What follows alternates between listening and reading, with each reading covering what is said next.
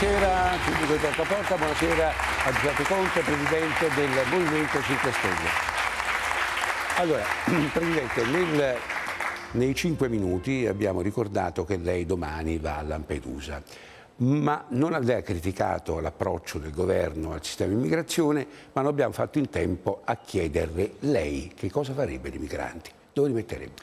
Allora, fermo restando e tengo a precisarlo che la prima cosa è non prendere in giro nessuno, quindi con ricette realizzabili che si sanno già realizzabili, oppure ogni volta che c'è un passaggio a beneficio dei riflettori, una passerella, far credere che ci sia stata la svolta, che si tratti al Consiglio europeo, che si tratti di un passaggio a Lampedusa tirando per la giacchetta la von der Leyen, che si tratti della conferenza stampa che segue a un Consiglio dei Ministri tenuto a Cutro dopo una tragedia dove ci si presenta addirittura, il caso della Meloni, del tutto impreparati e addirittura non a conoscenza dei dettagli della tragedia. Io l'ho trovato veramente molto grave, anche da un punto di vista, se mi permettete, morale. Non voglio fare la morale a nessuno, ma presentarsi in quella circostanza senza addirittura dimostrare manco di essersi informati, quel che è accaduto, secondo me è stato grave, facendo dei decreti che poi non risolvono nulla. Adesso ne hanno annunciato un altro, ne hanno adottato un altro, dopo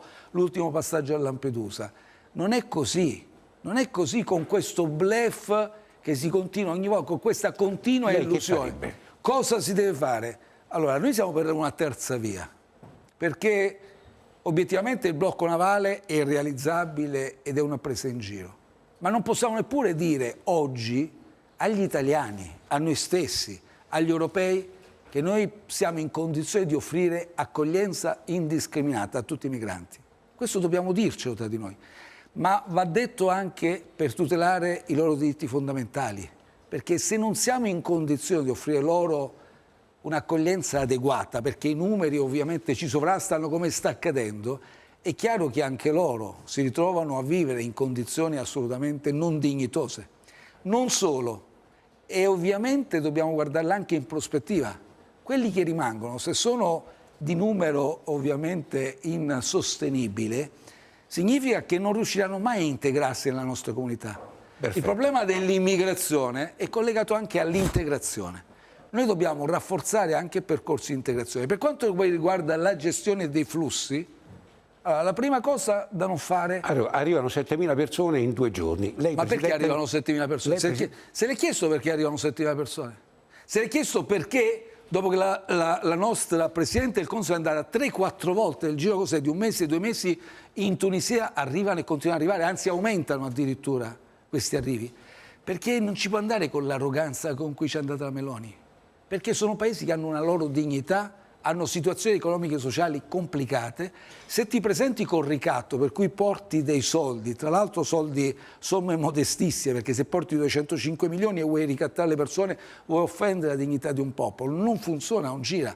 Sayed l'ha fatto capire chiaramente, è in difficoltà, addirittura adesso ha interrotto l'attuazione. Non mi ha detto che farebbe lei. Bisogna lavorare nei centri, nei paesi di transito e di origine, ma con rispetto, con la diplomazia sotterranea, con le fonti di intelligence, costruendo prima dei percorsi di collaborazione, di rispetto reciproco e poi facendo la visita con i riflettori e le fanfare mediatiche, si possono costruire anche dei punti di raccolta delle domande, non delle persone, perché quello costa molto ed è più difficile da realizzare. Noi potremmo addirittura osare la realizzazione di ambasciate europee che col personale di Frontex delle Nazioni Unite possono addirittura scrutinare le domande. Diamo un forte messaggio ai paesi di origine e di transito africani delle rotte migratorie. In questo modo noi diamo un messaggio, guardate che ha diritto alla protezione internazionale, non deve pagare sino a 5.000, 10.000, cioè addirittura tutti i villaggi si tassano per far partire, sperando ovviamente che la ricchezza conquistata in Europa poi venga successivamente condivisa. Però questi migranti cadono nelle mani dei trafficanti. Sono storie che io ho girato l'Africa da Presidente del Consiglio, ho approfondito questi temi, non mi sono mai permesso di offendere la dignità di nessuno, non mi sono mai permesso di arrivare lì con la von der Leyen, con Rutte, con 205 milioni sul tavolo dicendo che dovevano risolverci il problema. Non si fa così, si crea una collaborazione con le forze di polizia congiunte, paritetiche, si chiama capacity building. Finora ci siamo riusciti però. Ma noi ci siamo riusciti noi. Come mai noi ci siamo riusciti?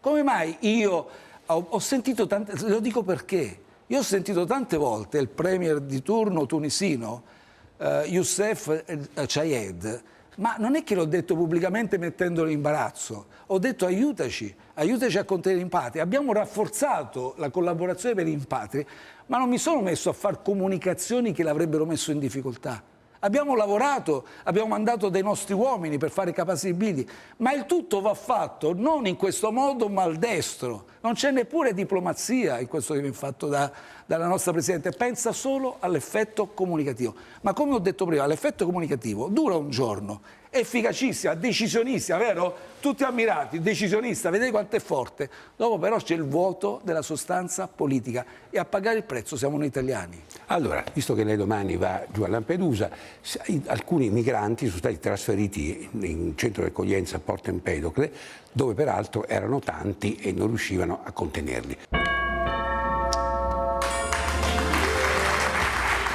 Buonasera, Maurizio Molinari, direttore della Repubblica. Allora, che ti pare della terza via, dei furiosi attacchi al governo di Giuseppe Conte e della terza via sui migranti? Scusi, ragionati attacchi. Ragionati. Non furiosi, ragionati. No, stavo ascoltando prima il presidente Conte quando giustamente diceva che serve una via diversa che è quella dell'integrazione. Lui è stato a Palazzo Chigi alla guida di 2 governi, ha anche governato con partiti differenti e coalizioni diverse. In Europa ci sono 2 paesi, la Germania e il Portogallo, che si stanno distinguendo per capacità di integrare i migranti.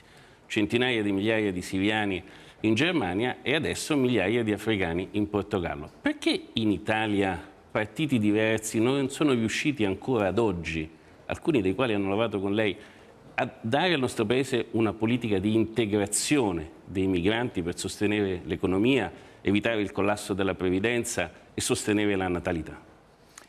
Direttore, è semplice, perché se la politica continuerà a suon di slogan e di propaganda, soprattutto sul tema dell'immigrazione, lei comprende che non si può fare mai un dibattito vero con soluzioni mirate e ragionevoli.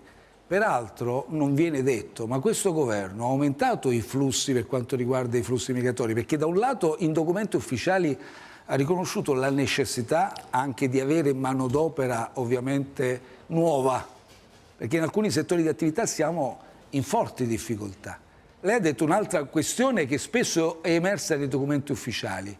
Noi ci avviamo, se così stanno le cose, ci avviamo a un sistema pensionistico insostenibile. Nel 2050 le proiezioni sono spaventose nel senso della insostenibilità. Anche per questo, attenzione, occorre il salario minimo, perché è tutto un circolo che aumentano i contributi e il sistema pensionistico in prospettiva si potrà mantenere ovviamente in miglior salute. Quindi non si parla francamente e chiaramente. Noi abbiamo bisogno di quote anche di un certo numero di migranti. Però attenzione, se ci arrivano in modo indiscriminato, se ci arrivano perché noi promettiamo che facciamo blocchi navali e poi sono irrealizzabili, noi ci ritroviamo con un governo che è assolutamente poi incapace di gestire questi flussi e soprattutto che non pensa minimamente alla integrazione, che è la parte più importante per quelli che hanno diritto alla protezione internazionale. Perché attenzione, il problema è che lasciando stare il problema dei rimpatri, dove anche questo governo sta fallendo perché non migliora affatto la quota dei rimpatri, perché non è con le chiacchiere che si risolve il problema, però il problema vero è che poi anche quelli che rimangono dobbiamo porci il problema non della sostituzione etnica, che sono stupidaggini dette così senza una base culturale solida, dobbiamo preoccuparci invece di avere persone che contribuiscono alla nostra vita politica, culturale, che si sentono parte di questa nazione. Per esempio, io sono una differenza col PD, forte su questo punto, è che il PD è favorevole allo ius soli. Cosa significa? nasci sul territorio italiano, anche se stai scappando, stai andando in Germania, quindi solo temporaneamente, e prendi la cittadinanza italiana. Che senso ha? Io concedo la cittadinanza sulla base dello ius scholae, dopo che hai fatto un percorso, dopo che sei andata con mio figlio, con mia figlia, dopo che parli italiano, hai concluso un percorso scolastico, conosci un po' la nostra cultura ed è giusto che diventi cittadino italiano. Torniamo subito dopo il TG1.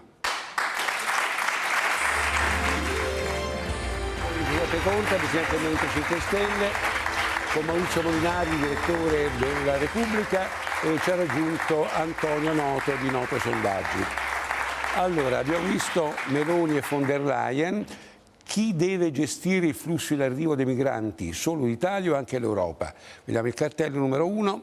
Eccolo qua, l'Italia con l'Europa 82%, solo l'Italia il 13%, non saprei il 5%. Il numero 3, il Presidente Meloni ha proposto di aumentare da 12 a 18 mesi il periodo di sosta nei centri di rimpatrio. Lei è, allora, contrario, tra gli italiani il 45%, Fratelli Italia il 18%, la Lega il 16%, Forza Italia il 38%, il Partito Democratico 68%, il Movimento 5 Stelle 65%. Favorevole, la controprova, gli italiani il 27%, 62% di Fratelli d'Italia, 52% della Lega, 46% di Forza Italia, 16% PD e 23% Movimento 5 Stelle, e poi vengono i non saprei. Allora, se posso così contribuire all'analisi di questi dati e anche al ragionamento sotteso. Attenzione, lo dico a tutti i telespettatori, vedo che per la gran parte siete favorevoli al fatto che la gestione, per quanto riguarda i migranti che arrivano, quindi l'accoglienza e quindi immagino l'identificazione dei migranti, sia congiunta Unione Europea-Italia. Questo significa, ad esempio, con i mezzi Frontex, no? E quindi sarebbero funzionari europei, ci vengono in Italia.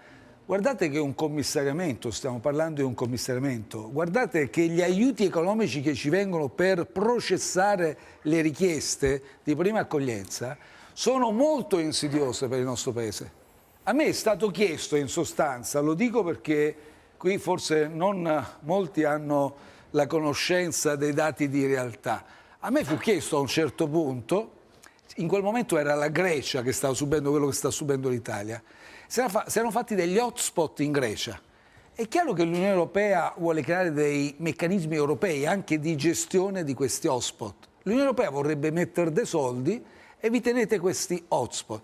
Ma io non voglio fare dell'Italia un hotspot europeo. E allora, siccome invece altri paesi, altri miei leader erano convinti di questo, perché è chiaro che volevano scaricare sull'Italia, offrendo ovviamente un contributo economico sull'Italia, questo peso, sulla Grecia, su Malta, io sa come si risolse quel Consiglio europeo?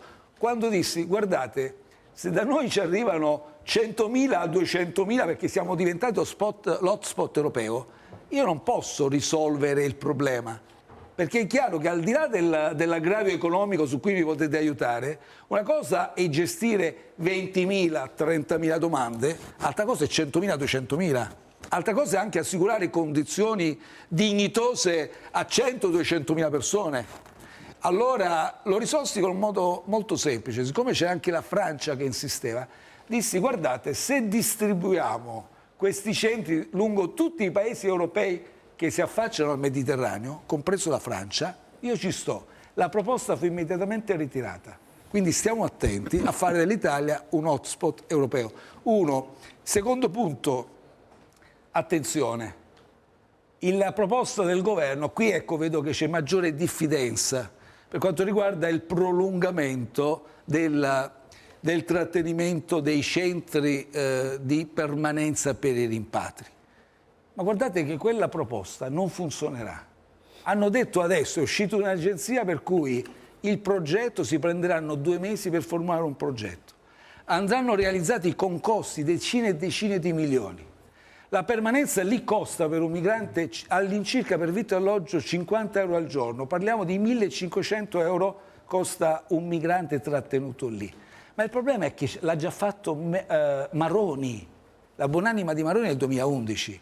non è che allungando i tempi tu migliori i rimpatri, perché c'è sempre lo scoglio. I rimpatri li migliori soltanto stipulando accordi più efficaci con i paesi di origine oltre che di transito. Questo va fatto con l'Europa, bisogna rimboccarsi le maniche, smetterla di fare passerelle, andare lì non con le luci, con i riflettori, perché se ci vai con i riflettori, con gli aerei di Stato, con i riflettori, tu Presidente del Consiglio, metti in difficoltà il premier, il capo di Stato del paese africano. Maurizio? Ecco, su questo, Presidente, sulla base della sua esperienza, ci aiuti a comprendere. L'altro giorno abbiamo sentito la Presidente del Consiglio, Giorgia Meloni, di dire candidamente in un video i 250 milioni che avevamo promesso alla Tunisia non sono arrivati. Ma secondo lei questo cortocircuito dove è stato? Com'è possibile? La Meloni va con Ursula von der Leyen e l'olandese Rutte a Tunisi, promettono 250 milioni e la stessa Presidente del Consiglio dopo un mese ci dice in un video che i soldi non sono stati Ha consegnati. rivelato che c'era un orientamento contrario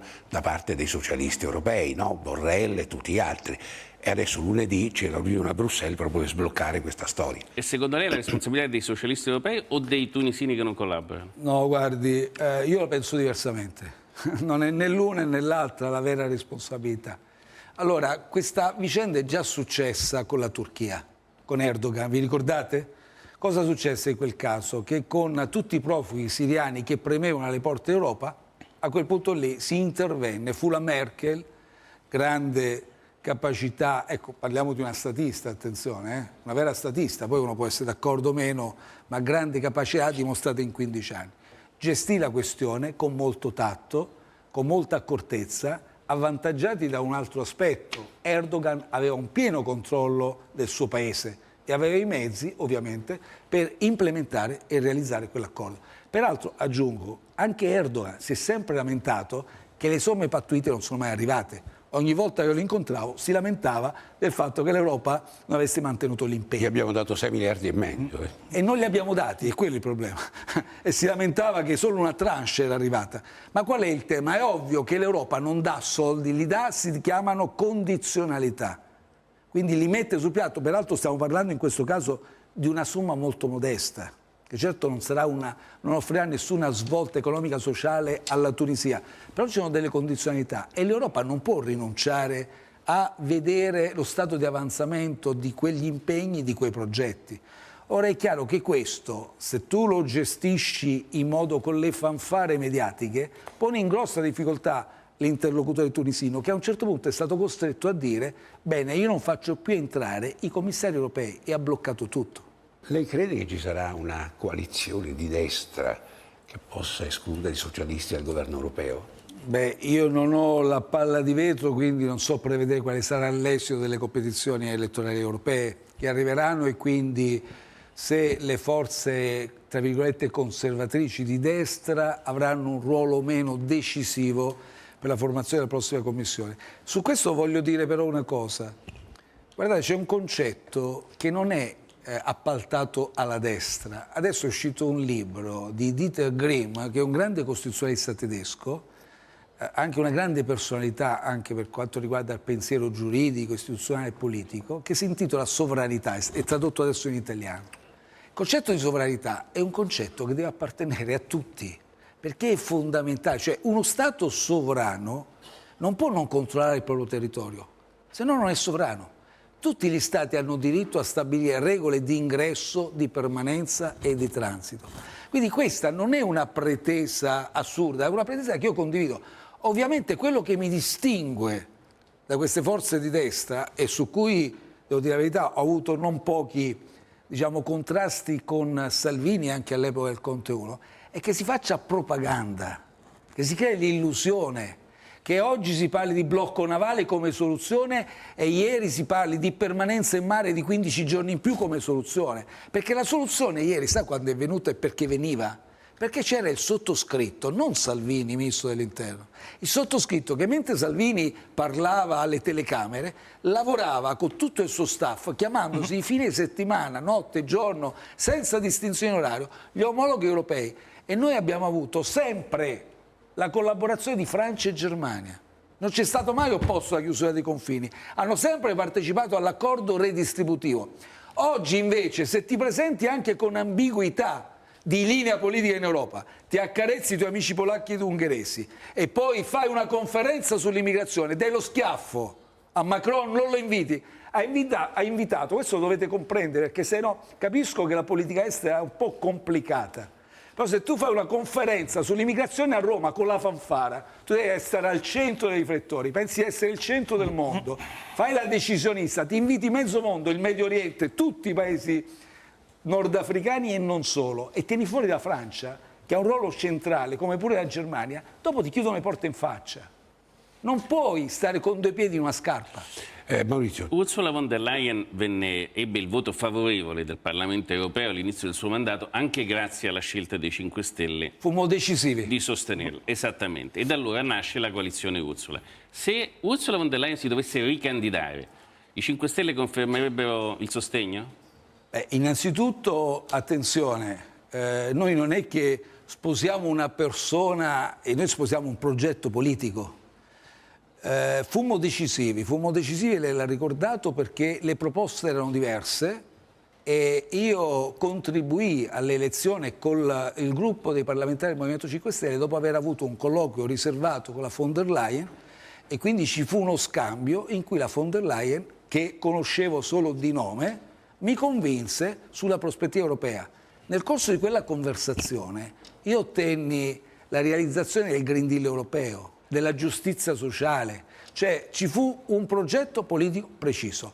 Ora, se la von der Leyen dovesse ricandidarsi e si ricandida rilanciando un orizzonte politico, un'azione politica che è confacente alle nostre battaglie, le valuteremo senz'altro. Poi vedremo anche se ci saranno altri candidati. Secondo lei, Presidente, il fatto che Ursula von der Leyen sia stata con Giorgia Meloni prima a Tunisi e poi a Lampedusa significa che la sta corteggiando in vista del voto di fiducia?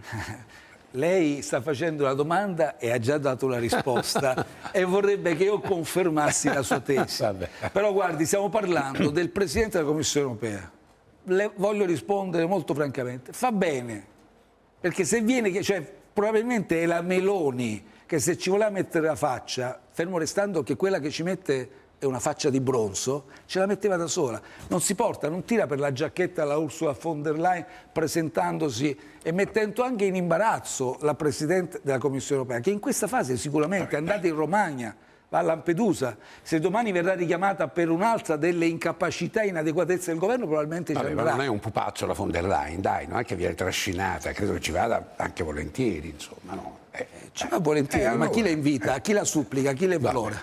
Allora, il governo vuole chiedere all'Europa una missione in mare con i militari di altre nazioni europee per respingere chi vuole entrare illegalmente. Lei è favorevole? 71% degli italiani, 31% degli elettori Movimento 5 Stelle. Contrario, 17 degli italiani, 56 Movimento 5 Stelle, non saprei, 12 e 13. L'Italia in futuro dovrà essere più intransigente sugli sbarchi oppure dovrà puntare sull'accoglienza? Essere più rigida il 68%, che va da un record di 94-91 Lega e Movimento 5 Stelle a un minimo di 35% per PD e Movimento 5 Stelle. Puntare sull'accoglienza, vedete, pochissimi, gli italiani 19, pochissimi nella destra e invece più della maggioranza nel Movimento 5 Stelle. Continuare come oggi, 7-8%. Però ha visto che la maggioranza degli italiani è favorevole a respingere con le missioni in mare. La colpisce questo dato? Guardi, sa chi è stato il primo che si è rifiutato di rafforzare le operazioni in mare durante il Conte 1? Salvini. E sapete perché? Perché che fosse Sofia, Mare Nostrum, che siano delle rinnovate operazioni europee, il tema qual è? Il tema è che qualsiasi forma di pattugliamento, qualsiasi forma di vigilanza marina, qualsiasi regola di ingaggio tu possa dare, alla fine ci sono, è prevalente il soccorso in mare per i natanti che sono in difficoltà. È una legge insopprimibile, giustissima, umanissima del diritto internazionale, del diritto del mare. Quindi la conclusione qual è? Che mandare le nostre navi, come è successo in passato, significa in qualche modo svolgere le operazioni che fanno adesso anche di soccorso le ONG. Se c'è un natante in difficoltà lo devi soccorrere, perché sarebbe una grande... Avete visto che cosa è successo a Cutro? Ancora ci si sta rimpallando responsabilità tra Frontex, eccetera, tra chi poteva, chi aveva avvistato e non avvistato, avvisato e non avvisato, poteva intervenire e non intervenire. E sono responsabilità penali.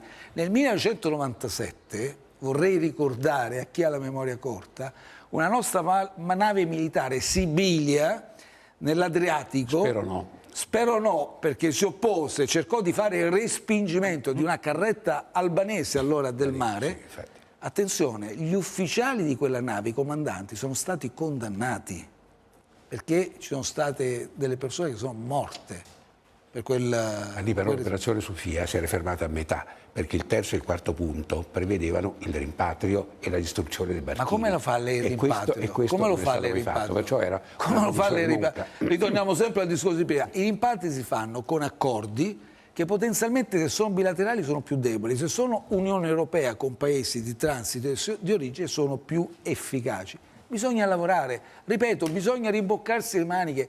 Basta prendere in giro gli italiani, a illuderli che si hanno le ricette così. Basta prendere voti su questo tema. Perché c'è il tema dei diritti fondamentali delle persone. Queste persone qui sono persone disperate. Non è che puoi dire solo io ce l'ho con i trafficanti, li voglio mandare in galera dappertutto, gli farò vedere i sorci verdi, li rincorro lungo tutto il globo terracqueo e hai risolto il problema. Perbacco, decisionista forte. No. E poi c'è il problema, io sul sondaggio, attenzione, c'è stata una seconda scheda, siete invece per l'accoglienza, c'è anche un numero molto alto favorevole. Io sono per l'integrazione. L'accoglienza senza integrazione a che cosa serve? A creare un'ulteriore illusione. Allora, partiamo al bonus case, che il super bonus che ha fatto tanto discutere. Ci sono state anche parecchie truffe. Oggi è uscita la notizia che una sola famiglia avrebbe beneficiato di un bonus per 1 miliardo, che è una cifra, questo, fonti della magistratura. Allora, lei già nei 5 minuti ha detto appunto tutto il bene possibile di questa norma. Nel senso che ha detto che solleva 1 milione di lavoratori, la crescita del PIL. Io l'ho sono fesserie? No, sentiamo un momento il parere. No, dica, sono fesserie a 1 milione di lavoratori in più? È una cosa trascurabile dal punto di vista economico-sociale? Il ritorno lì nel servizio è stato detto un po' di sfuggita, è stato detto che ha parlato di costi, ma ci sono i ritorni. E poi scusate, 2 punti di PIL è secondario, ma avete visto che oggi hanno tagliato le stime di credito? Cioè io dico, scusate, volete prendere questo governo, la Meloni vuole prendere un capo espiatorio. Innanzitutto non si permetta di prendere in giro gli italiani. Parlare di buco di bilancio è un fatto grave, perché sono documenti, il bilancio dello Stato, DEF, NADE, sono documenti ufficiali, sottoscritti da Draghi, 1 anno e mezzo, ex governatore della Banca d'Italia, ex governatore della BCE, vuol dire che ha fatto una truffa, un artificio contabile, è falso in bilancio, è grave. E poi c'è 1 anno, la Meloni ha fatto 3 documenti contabili ufficiali, quindi cancelliamo il discorso del buco. È stata veramente menzognera la Presidente Meloni. Però io dico una cosa, scusi, visto che qui si cerca sempre da parte di questo governo un capo espiatorio, ma quale misura ha portato lei per cercare di contrastare il declino sotto gli occhi di tutti dell'Italia? Quale misura sta portando? Quale misura di crescita? Quale misura di investimento? Non ti piace il super bonus? Fermo restando, e nel servizio l'hanno detto, questo è un ordine del giorno di fine 2021, ancora a dicembre 2021, firmato da Ciro Maschio, Rampelli e Mollicone, 3 esponenti di Fratelli d'Italia, telespettatori. Addirittura sono arrivati dove noi non abbiamo mai osato, chiedevano l'estensione di tutti i bonus edilizi fino al 2025 al 110%. La Meloni dov'era? Allora, ma alcuni economisti affermano che il super bonus sicuramente ci ha aiutato nella reazione al Covid, ma forse l'errore è stato il rinnovo da parte del governo Draghi. È stato quello lo scivolone. Lei è d'accordo? Allora, innanzitutto io sono andato via il febbraio 2021, poi giustamente come ha ricordato lei è venuto Draghi, ma io mi rifiuto, ripeto, di pensare che un ex governatore della Banca d'Italia e della BCE possa aver scassato i conti dello Stato. Infatti di questo scasso non c'è traccia in tutti i documenti contabili. Poi è venuta la Meloni, è 1 anno che governa. Cioè, quindi, allora, il problema non è lo scasso, il problema è rappresentare bene le cose e dire che ci sono dei ritorni economici. Alcuni sono immediati, contributi previdenziali in più, IVA, ritorni ovviamente per quanto riguarda gli oneri fiscali e tributi, ma poi ci sono degli altri indotti, cioè quando tu rafforzi l'economia addirittura la rilanci all'11% che verrà rivisto adesso, è chiaro che metti in gioco, cioè le persone hanno da spendere, le famiglie vanno a fare vacanza, si crea tutto un indotto, questa cosa non viene calcolata. Quindi allora, è un discorso scusate, mio. dobbiamo andare avanti che è molto tardi. Allora, cartello 9 per favore. Il governo dice che il bonus del 110% ha creato un enorme deficit delle casse dello Stato. Secondo lei è vero? 55% sì, no il 25%, non saprei. Sì. Anche qua c'è una differenza. Sì, c'è un'enorme differenza tra elettori del partito del governo, raggiungono cifre anche il 93-79%, invece gli elettori del partito dell'opposizione che invece non credono a questa ipotesi. Allora, invece rispondo io, è vero che è aumentato il deficit, però attenzione, è aumentato anche il PIL, numeratore e denominatore. Se aumenta il PIL, tu contieni il debito pubblico. Noi dal 2020 era al 155% il rapporto debito-PIL, lo abbiamo migliorato, al 2022 è andato al 142%, abbiamo migliorato 13 punti percentuali. Precedenti governi, l'Italia non cresceva, eravamo al palo, con la Meloni andremo sotto il palo. Allora, andiamo a vedere un momento uno dei paradossi, e cioè che 6 o 7 castelli hanno beneficiato anche del super bonus. Siamo al reddito di cittadinanza. E non mi fa replicare qui. Prego. No, dico, ho capito che vi accanite su questi 6 castelli. Questa è stata una modifica legislativa intervenuta successivamente. Come è stato detto nel servizio, sul presupposto che ville storiche o castelli potessero quindi beneficiare di questo efficientamento energetico, poi può essere discutibile. Ho commesso un errore, vabbè, però sul presupposto che siano aperti al pubblico, altrimenti ovviamente i costi di riscaldamento eccetera non sono sostenibili per questi proprietari e quindi anche la fruizione da parte del pubblico non sarebbe stata possibile. Ma in tutto stiamo parlando di 839.000 su 100 miliardi. Vogliamo dedicare quanti servizi a 839.000? Uno, perché è una curiosità. No, ogni volta le trasmissioni, voi andate a cercare la singola truffa. Ma scusi, ma le risulta nella sua lunghissima esperienza? Perché è legittimo. Dottor Vespa, ma benissimo, io non sto dicendo che avete fatto male a fare il servizio, io ne discuto apertamente. Lei mi dica una misura di un governo di destra, di sinistra, agevolazioni varie, che non sia stata soggetta a truffa, me ne dica una. Tutte quante. Perfetto, la ringrazio. Passiamo oltre. Allora, alcuni cartello 8.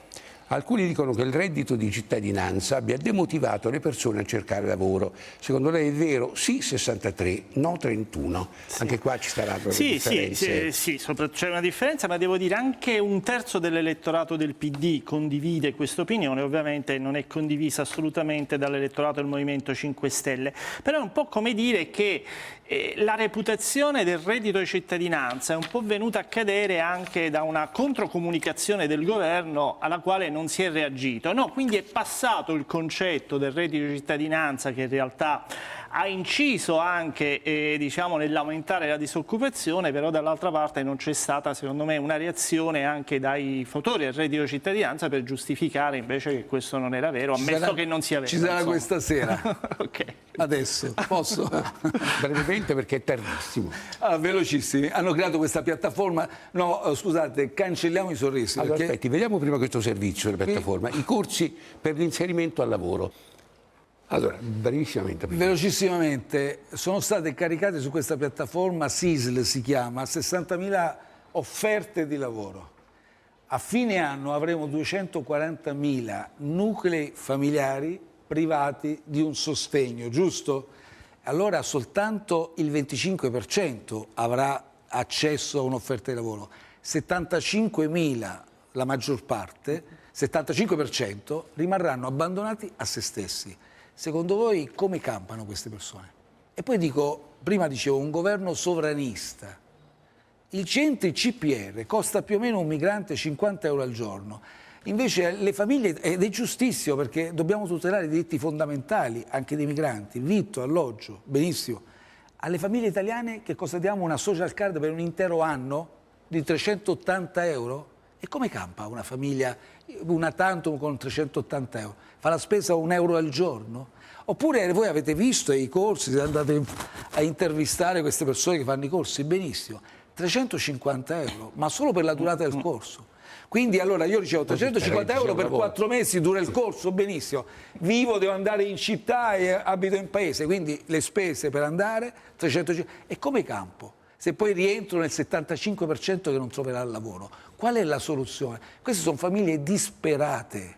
Questo è un governo che diceva prima agli italiani. Io non voglio fare slogan sulla pelle dei migranti, di persone disperate, ma dico ci sono i diritti dei migranti e ci sono i diritti anche degli italiani. E perché fare la guerra ai poveri? Perché non contrasti la povertà? Dove sono le misure che creano occupazione? Lei ha notato che appena si è detto si rivede il reddito di cittadinanza, sono crollate le domande al reddito di cittadinanza. Ma la gente è disperata. No, vabbè, se è disperata. Quindi è sparita la circolazione, No, la disperazione delle persone. Nero e molta gente, lei lo sa benissimo, se no come campava? Abbia pazienza. Ciascuno di noi ha delle esperienze dirette di gente che prendeva il reddito e lavorava in nero.